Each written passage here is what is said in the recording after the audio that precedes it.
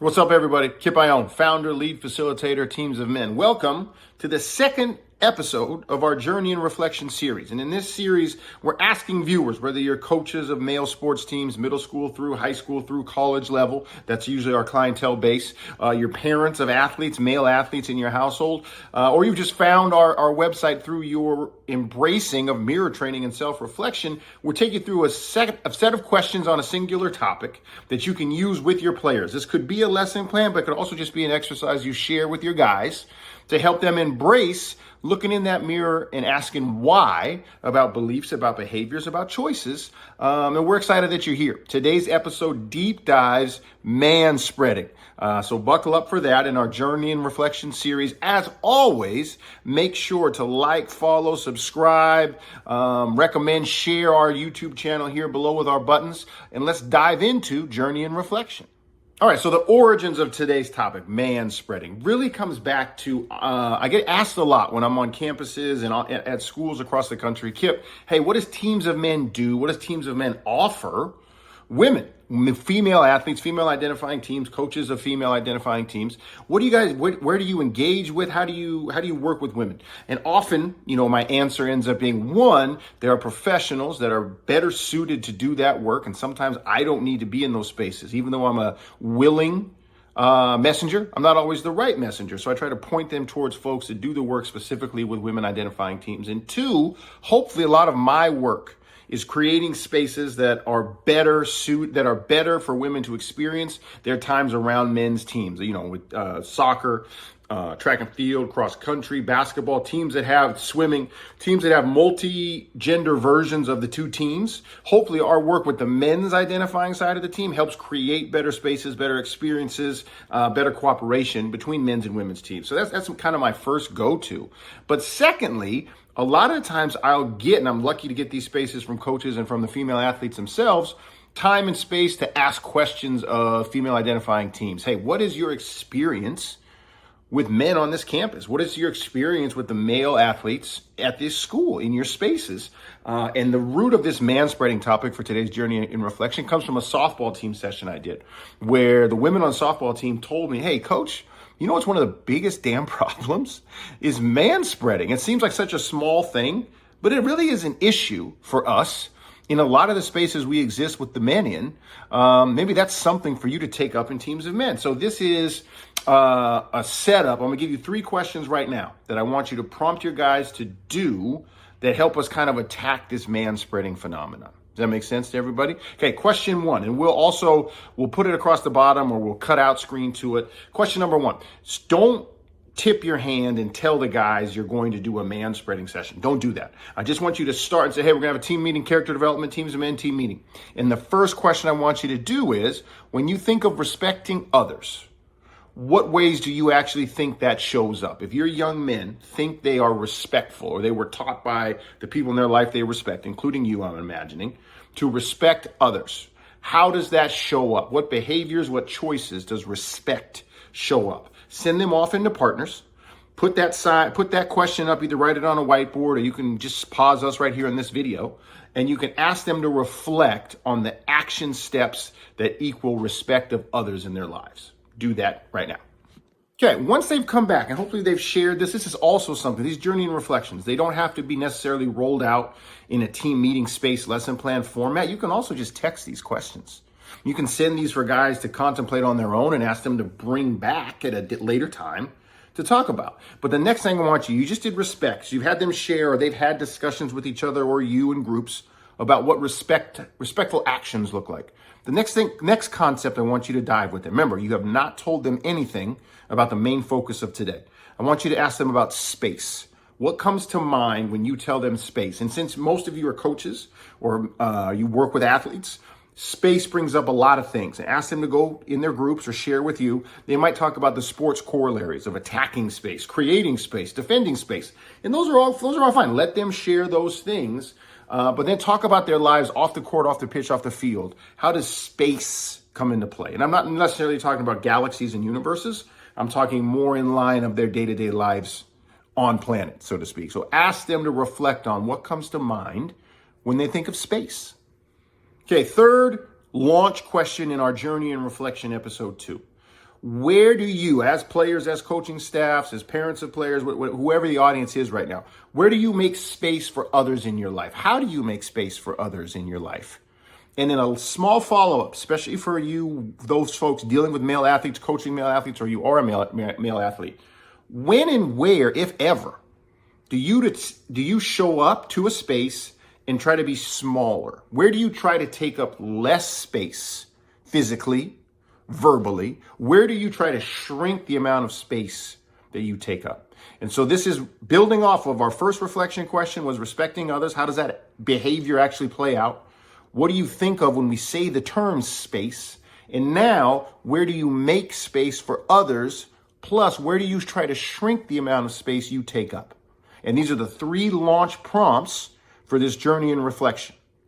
Okay, now, coach, you got to have a little bit of time for you now. Either if you're running this as a lesson plan with your team, this is where you would need some of this. You can even use our video right here if you need to, but you need some of these next images, and I'll cut screen to them for you, or we'll put them picture in a picture for you as well. You need to launch into, hey, we just did respect, we did space, and how much space we take up. Give me ideas out there in the crowd, out there in the team, out there in our audience. What am I talking about? What are all these leading to that could be a Teams of Men character development session? And there's probably some smart person out there who's going to raise their hand and they're going to say, man spreading. Okay, and then flip immediately to this picture right here. Okay, man spreading. The practice whereby a male, especially one traveling on public transportation, adopts a sitting position with his legs wide apart in such a way as to encroach on the space of adjacent people in seat or seats. Okay, so that you want to show that right away. We gave it to you right here, man spreading. Now I want you to immediately flash to, and I want you guys out in the audience to take a look at some of these pictures. Okay, here's an easy one, right? And I want them, coach, ask them, embrace the silence too. Don't ask for hands yet. Just say, hey man, how many times has this been you?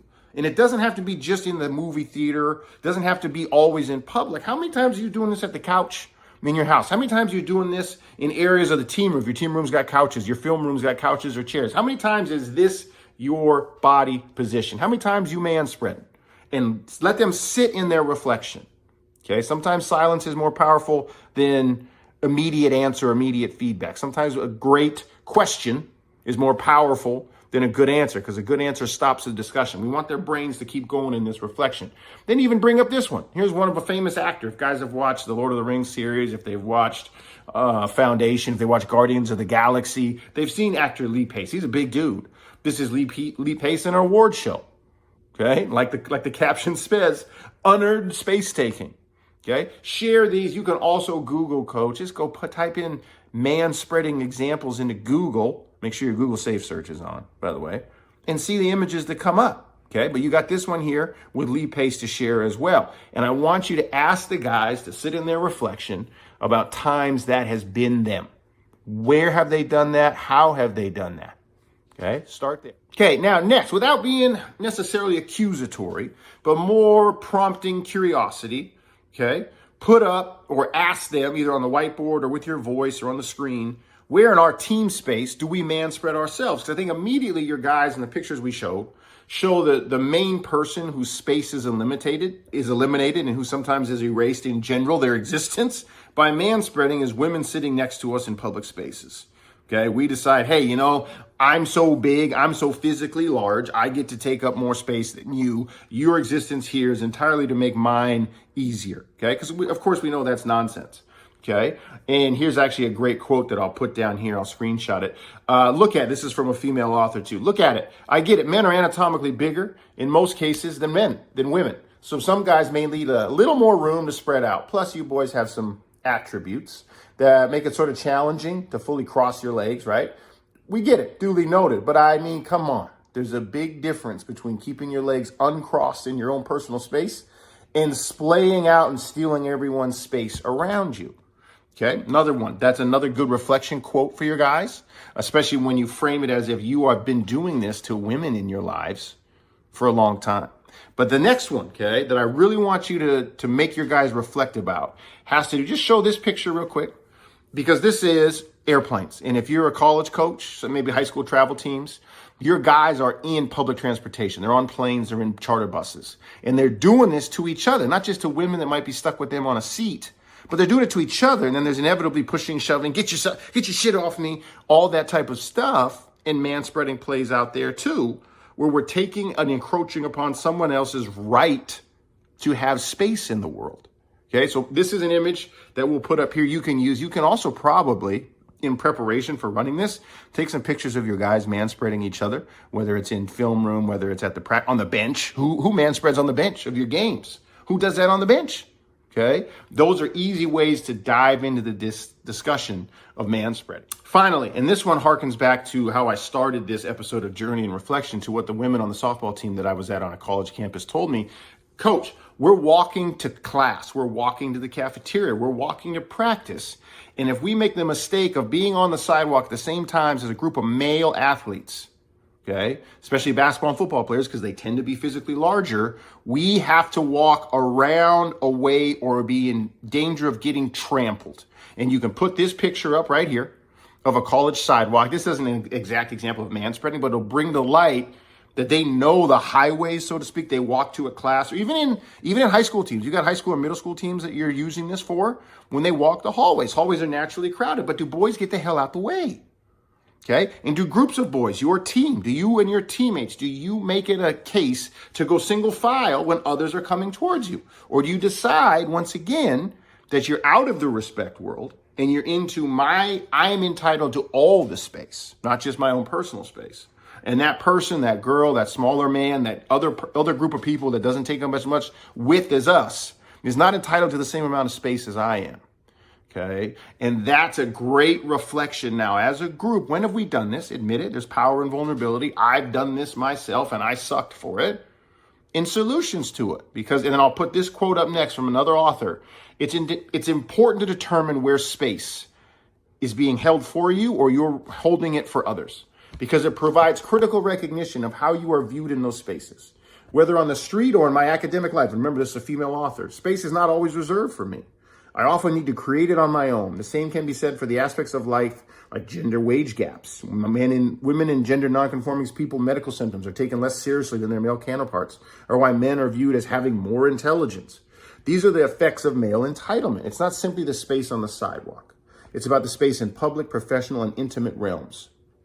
Okay? And I think that's a great final category of why is manspreading, the physical act in of itself, it's easy probably for your young men to say, I get it, that's bullshit by me. But extrapolating on, if you're in the mindset of committing manspreading, what else are you in the mindset? What other spaces are you willing to take up all of it rather than sharing it and sometimes minimizing and allowing more space for others, for other voices, for other presence? Okay, and you can extrapolate this to your teams as well, because sometimes certain players are taking up all the space, physically and metaphorically, in your team rooms, on the court, on the field, on the pitch. This could be a great segue into applying life lessons to the sports field. Okay, so we hope you loved that. Okay, that was episode 2, Journey and Reflection. We deep dive manspreading, and as coaches and parents of male athletes watching, or male athletes yourself watching, an easy journey for you to take in admitting when you need to be smaller, when you need to share space in this world for others. As always, like, follow, subscribe, share this video using the button right here. Teams of Men, Journey and Reflection, episode 2. Let's stop that manspreading.